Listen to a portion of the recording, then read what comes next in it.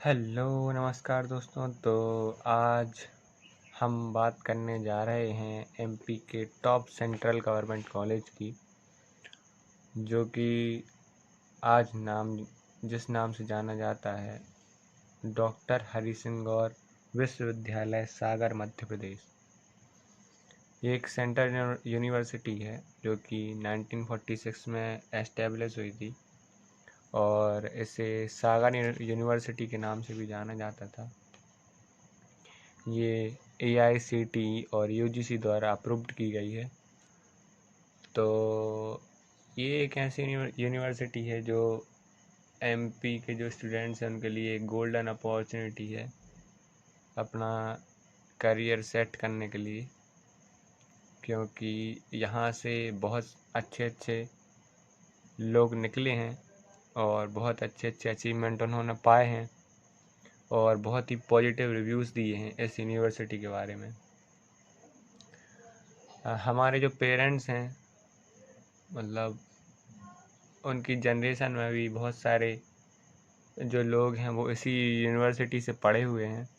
उन्होंने भी बहुत ही ज़्यादा तारीफ़ की है यहाँ से, और हमारे जो दोस्त हैं वो भी अभी यहीं पर कुछ दोस्त अभी पढ़ रहे हैं, तो उन्होंने अभी पॉजिटिव रिव्यूज़ दिए हैं। और साहिल अहरवार, जिनको तो आप जानते ही होंगे, जिन्होंने JNV पन्ना के हैं, ये KBC में इन्होंने 1 करोड़ रुपए जीते हैं।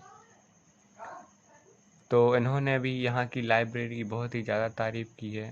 तो अब इतने ज़्यादा पॉजिटिव रिव्यूज़ हैं तो आप इतना तो अंदाज़ा लगा ही सकते हैं कि हाँ, बहुत ही अच्छा कॉलेज है। बट अच्छा तो है, लेकिन हर जगह की कुछ कमियाँ होती हैं, यहाँ की भी हैं, लेकिन पॉजिटिव रिव्यूज़ यहाँ के ज़्यादा हैं। तो अब हम स्टार्ट करते हैं इसके कुछ प्रोस और कॉन्स से। तो सबसे पहले हम स्टार्ट करते हैं प्रोस से। तो प्रोस यहाँ के सबसे पहला तो ये एक सेंट्रल यूनिवर्सिटी है। तो सेंट्रल यूनिवर्सिटी होने के कारण यहाँ की फंडिंग बहुत अच्छी है और यहाँ पर ज़्यादा कोई दिक्कत आएगी नहीं। दूसरा, यहाँ का जो कैंपस एरिया है वो बहुत ही ज़्यादा है, 850 हेक्टेयर। हाँ, घूमते घूमते आप थक जाएंगे, लेकिन पूरा शायद एक बार में ना घूम पाएँ। तो 850 हेक्टेयर जो कि हिल्स पर भी बना है, थोड़ा क्या, अब हिल्स पर ही बना है। बहुत ही सुंदर व्यू है, ग्रीन लश है, बिल्कुल मस्त। तो आप अगर नहीं गए हैं तो ज़रूर सागर में एक बार यहाँ घूम कर आएँ। सेपरेट हॉस्टल्स बिल्कुल सेपरेट हैं, कोई दिक्कत की बात नहीं है। Fully free wifi enabled campus में वाईफाई लगा हुआ है, बढ़िया तरीके से डाटा कंज्यूम कर सकते हैं आप। लाइब्रेरी में 3.8 लाख से ऊपर बुक हैं।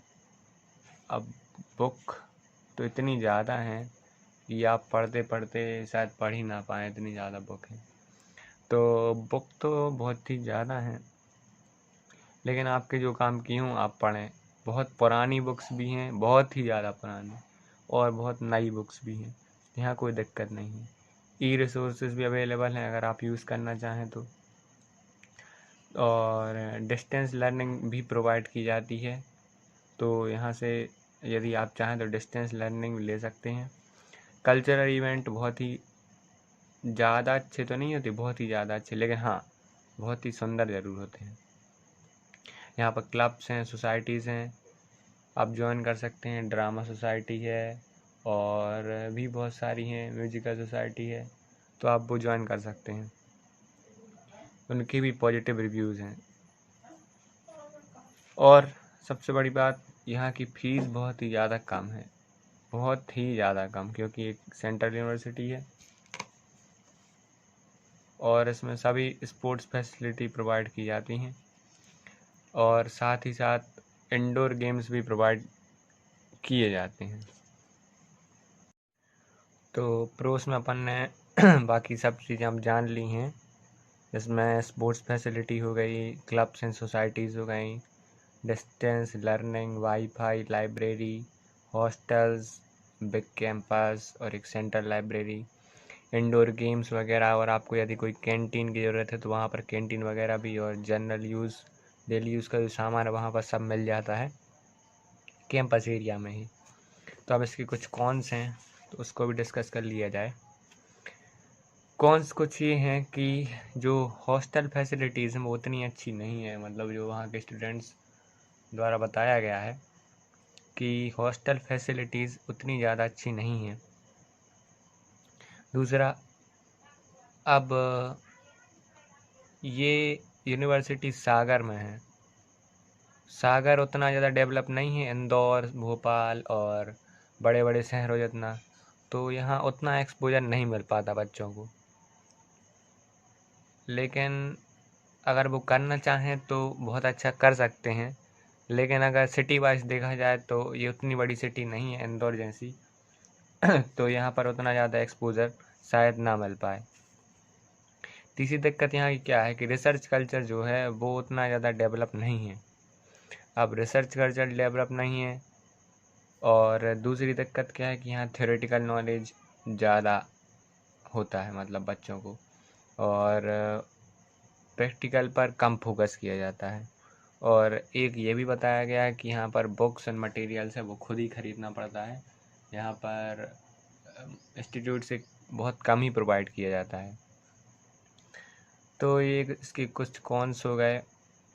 अब ये तो अपने पर है कि कौन से प्रोज हैं कौन से कॉन्स हैं। कुछ आपको इसमें कॉन्स के होंगे भी और कुछ नहीं भी हो सकते हैं, तो ये तो आपको वहाँ पर जाकर ही पता चलेगा एक बार। ये तो कुछ डेटा है जो हमने आपके सामने रखा है। अब हम एडमिशन मोड की बात कर लें तो इसका एक सिंपल सा एक टेस्ट होता है UGET करके, अंडर ग्रेजुएट एंट्रेंस टेस्ट। तो ये टेस्ट सिंपल सा होता है जिसमें 100 क्वेश्चन होते हैं, नो नेगेटिव मार्किंग, कोई भी नेगेटिव मार्किंग नहीं है, और हर एक क्वेश्चन 2 नंबर का होता है, तो ये 200 मार्क का हो गया। अलग अलग कट ऑफ आते हैं इसके। पेपर बहुत ही सिंपल होता है, बोर्ड पैड मतलब जो आपने बोर्ड में पढ़ रखा होगा, अगर उतना ही आप बहुत अच्छे से पढ़ लें तो आप ये एंट्रेंस टेस्ट निकाल ले जाएंगे, बहुत ही आसानी से निकाल ले जाएंगे। तो मैं आपको कुछ इसके पेपर्स दिखाता हूँ, और कुछ टॉपिक्स हैं जो तो मतलब मस्ट ही हैं, उन्हें तो कर ही लेना है।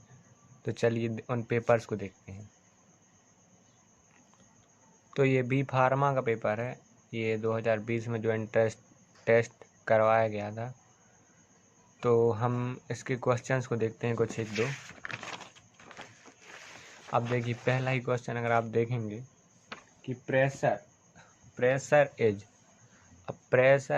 अब इतना तो अपन को 11th में पढ़ ही रखा होगा या पढ़ना ही पड़ेगा। प्रेशर इज क्या है? स्केलर क्वांटिटी, वेक्टर क्वांटिटी, और ये दोनों तो ऑप्शन कुछ काम के ही नहीं है, इन दोनों में से लगाना था एक, और नेगेटिव मार्किंग है ही नहीं, तो अटेम्प्ट तो पूरे ही करके आना है, कि ऐसा नहीं कि छोड़ के आगे कुछ क्वेश्चन, नहीं ऐसा नहीं, अटेम्प्ट पूरे करने question. It is scalar quantity, simple सा। अब ये देखिए नेक्स्ट क्वेश्चन, ये भी बहुत सिंपल है। ऐसे ये क्वेश्चन देखिए, इसको सिंपल अगर आपने सिंपल वो न्यूटन्स लॉ ऑफ मोशन वगैरह पढ़ा होगा, रेक्टिलिनियर मोशन वगैरह, या काइनेमेटिक्स थोड़ी बहुत पढ़ रखी होगी, तो आप ये क्वेश्चन बहुत ही आसानी से बना लेंगे। हिंदी और इंग्लिश दोनों में आता है ये पेपर, हिंदी इंग्लिश जिसमें आपको अच्छा लगे आप उसमें करिए। ये प्रोजेक्टाइल का सवाल हो गया।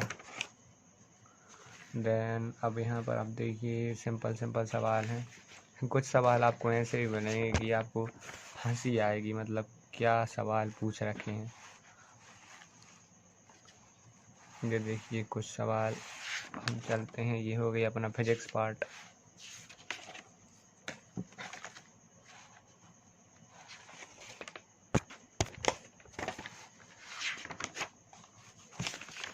यहाँ पर देखिए कितने सिंपल है। एग्जाम्पल फोर्स्ड वाइब्रेशन का एग्जाम्पल क्या है, ये तो आपको डायरेक्ट ही पता होना चाहिए। और यहाँ पर ये देखिए इसका एम्पलीट्यूड पूछ लिया है। यहाँ पर ये देखिए डायरेक्ट ये वेव की इक्वेशन दे दी है, इसलिए ये स्ट्रिंग वेव और साउंड वेव थोड़ा सा पढ़ के ज़रूर जाइएगा।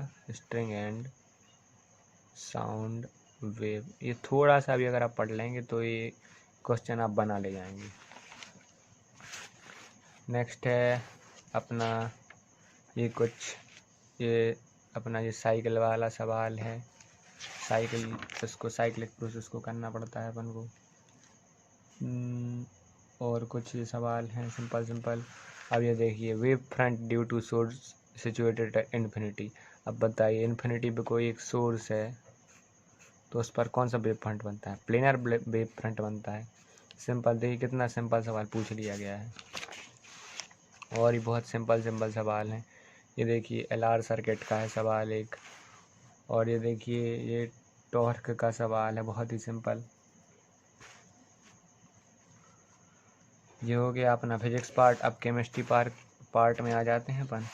केमिस्ट्री पार्ट में भी बहुत ही सिंपल क्वेश्चन पूछिए हैं। अब कुछ क्वेश्चन लेकिन बहुत ही अच्छे भी पूछे गए हैं, लेकिन मोस्ट ऑफ द ऐसे सवाल हैं कि अगर आप अच्छे से एक बार पढ़ के जाएंगे तो सब बन जाएगा।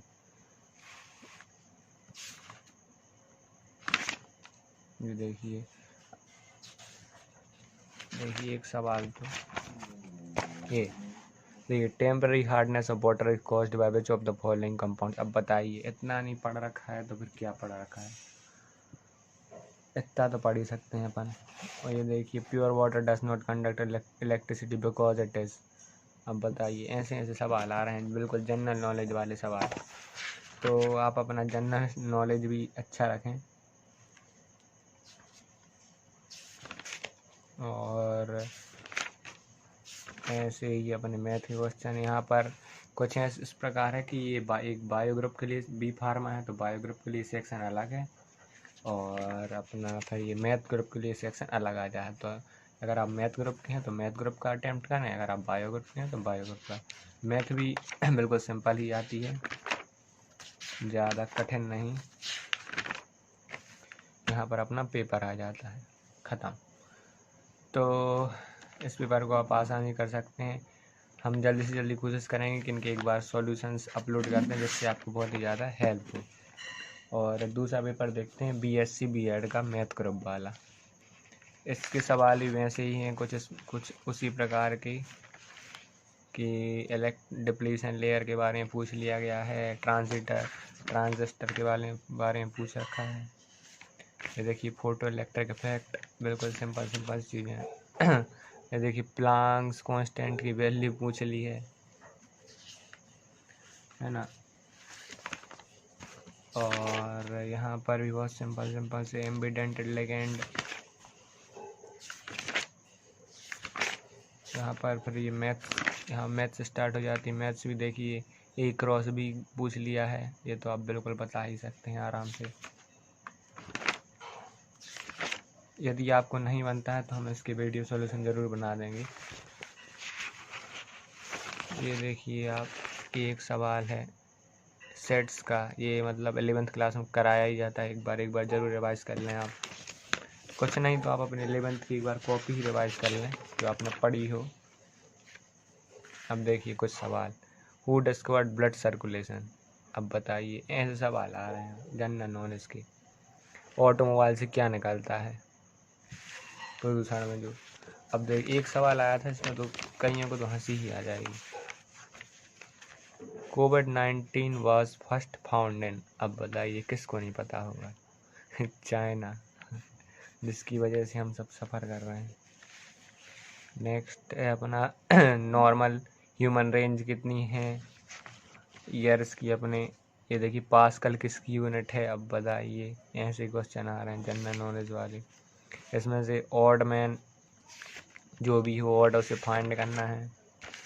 और कुछ ये एज वाले सवाल जो 10th वगैरह में रहते थे, तो इन्हें आप एक बार ज़रूर कर लें, ठीक है। हाँ, तो इनमें भी कुछ अगर ये साइंस से रिलेटेड BSc B.Ed BSc या बी फार्मा जैसे कुछ एग्ज़ाम अगर आप दे रहे हैं तो इनमें ज़रूर कुछ ये टॉपिक ज़रूर कर लें। इनमें से क्वेश्चन पक्का ही आएंगे, 2 3 आएंगे। और जैसे 12th है तो 12th तो आप अभी मतलब अगर आप एग्ज़ाम दे रहे हैं तो आपने 12th रिसेंटली की है तो 12th एक बार पूरी रिवाइज़ करके ही जाएँ। लेकिन उसमें भी modern physics, electromagnetic induction and alternating current and electromagnetic wave, ये ज़रूर पढ़ना है, इनसे बहुत ज़्यादा क्वेश्चन आते हैं।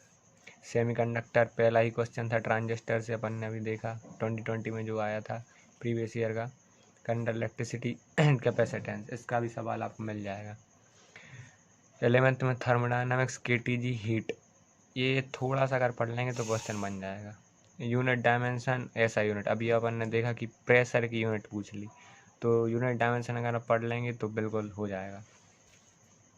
बेसिक मैथ क्या है कि वेक्टर वगैरह पढ़ लिया, Newton's law of motion, Newton के वो नियम तीनों, और कुछ काइनेमेटिक्स की चीज़ें थोड़ी बहुत पढ़ लें तो हो जाएगा। मैथ्स में देखें तो 12th तो एक बार आपने अभी की है, तो 12th के टॉपिक बार पढ़ लें, लेकिन उसमें भी डिफरेंशियल इक्वेशन बहुत ही ज़्यादा आता है। वेक्टर 3D, इसके सवाल तो आपको मतलब हर ही एग्ज़ाम में मिल जाएंगे जो साइंस से रिलेटेड है। Application of derivative, matrices and determinant, matrices and determinant तो बहुत ही ज़्यादा इंपॉर्टेंट है। 11th में देखें तो कुछ सरल topic, mathematical reasoning, quadratic equation, sequence series, limit, continuity, differentiability और डिफरेंशिएशन। लिमिट में भी एल हॉस्पिटल रूल जो होता है ना, 0/0 फॉर्म वाला, 0/0 फॉर्म वाला, तो उसके ज़रूर कर लें। और लास्ट में परमुटेशन एंड कॉम्बिनेशन, इसका सवाल बिल्कुल सिंपल NCERT का ही आता है, आप इसलिए करके जाएं, और अगर नहीं आएगा तो छोड़ दें। तो और केमिस्ट्री में देखा जाए तो 12th अगर आप पूरी कर लेंगे एक बार तो बस आपका बेड़ा पार हो जाएगा। NCERT से पढ़ लें, अगर आप MP बोर्ड के हैं तो सिंपल आपकी जो बुक होगी उसी से पढ़ लें, तो बस आपका उद्धार हो जाएगा उससे, ठीक है ना। ये लिख रखे हैं, लेकिन ठीक है, आप तो पूरी NCERT ही पढ़ लीजिए एक बार 12th क्लास की। 11th में थोड़ा बहुत पढ़ सकते हैं तो पढ़ लीजिए, वरना कोई बात नहीं है।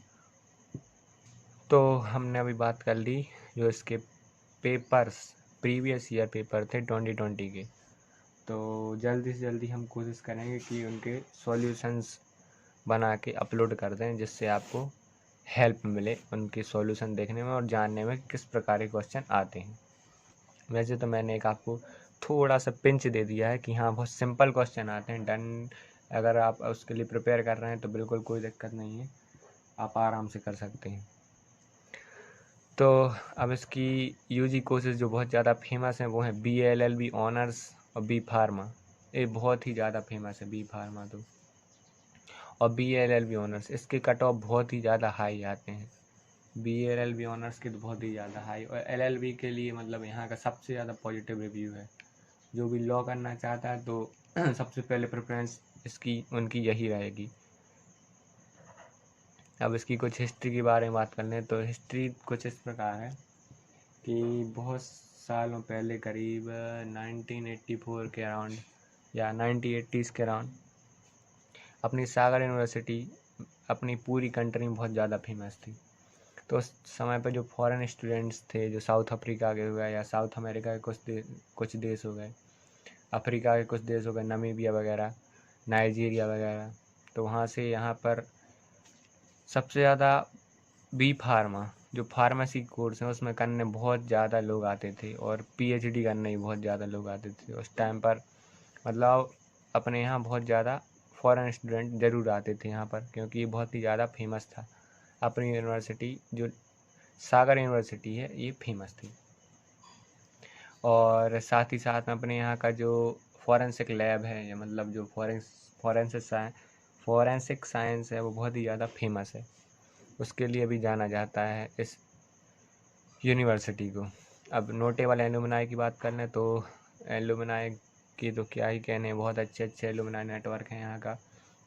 अभी तो कुछ ही लिखे हैं बट बहुत सारे हैं, जैसे आशुतोष राणा जी हो गए जो बॉलीवुड एक्टर हैं, आप जानते ही होंगे।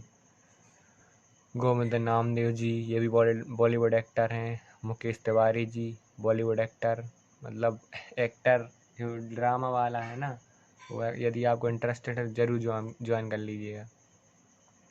भूपेंद्र सिंह जी आप जानते होंगे, MP के MLA हैं।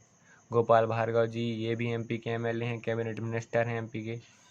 ओशो को तो आप जानते ही होंगे।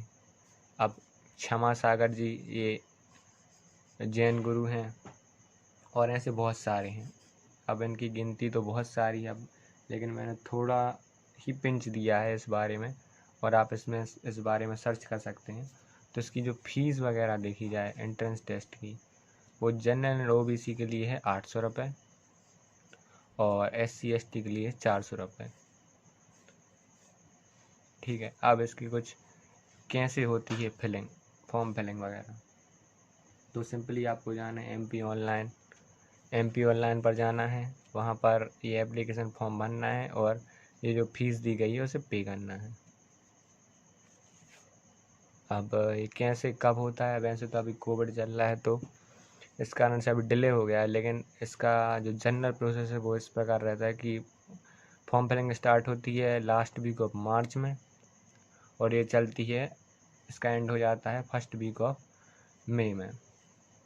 और एडिटिंग भी उसी सप्ताह में हो जाती है एडिटिंग, मई के। और एडमिट कार्ड अगले ही हफ्ते या कुछ दिनों बाद आ जाएंगे, सेकेंड वीक ऑफ मई में, दूसरे सप्ताह में आ जाएंगे। और एंट्रेंस टेस्ट जो है दूसरे या तीसरे हफ्ते में हो सकता है जून के, मतलब मई के दूसरे या तीसरे हफ्ते से लेकर जून के पहले हफ्ते में कंडक्ट हो सकता है। और उसके कुछ ही दिनों बाद सेकंड वीक ऑफ जून में आ जाएगी अपनी इसकी आंसर की, आप नंबर मिला लीजिएगा। और चौथे सप्ताह में इसके रिजल्ट आ जाते हैं जून के, और लास्ट में अपनी काउंसलिंग चालू होती है। ठीक है, तो अब इसके कुछ ये कोर्स हैं, इसका जो हम PDF बना के हम नीचे डाल देंगे, तो आप ज़रूर चेक कर लीजिएगा। इसमें कुछ गलतियाँ होंगी तो उसके लिए आप थोड़ा हमें माफ़ कीजिएगा, क्योंकि ये अभी डाटा पूरी तरीके से हो सकता है सही हो या ना हो, इसलिए आप एक बार अपनी तरफ से, बाकी तो सब सही है, बाकी ये फीस बस आप कंफर्म कर सकते हैं। और कट ऑफ का PDF भी हम आपको दे देंगे नीचे। तो इसमें कुल टोटल करीब इसमें 13 कोर्सेज हैं। BA, bachelor of arts, bachelor of fine arts, bachelor of journalism, bachelor of legislative law, LLB करके फेमस है, BA, BFA, BG, LLB। इसमें सबकी कैरियर ऑप्शन भी दिए गए हैं, सब 3 साल का होता है, इसके कट ऑफ भी दिए गए हैं।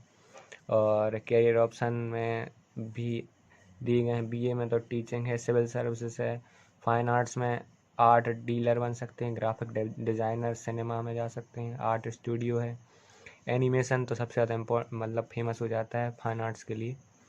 जर्नलिज्म में तो आप सिंपल TV रिपोर्टर बन सकते हैं, न्यूज़ रिपोर्टर, रेडियो स्टेशन में काम कर सकते हैं। LLB में तो आप लीगल एडवाइज़र बन सकते हैं और लॉयर बन सकते हैं, और मास्टर्स करके फिर उसके सिविल जज की तैयारी कर सकते हैं।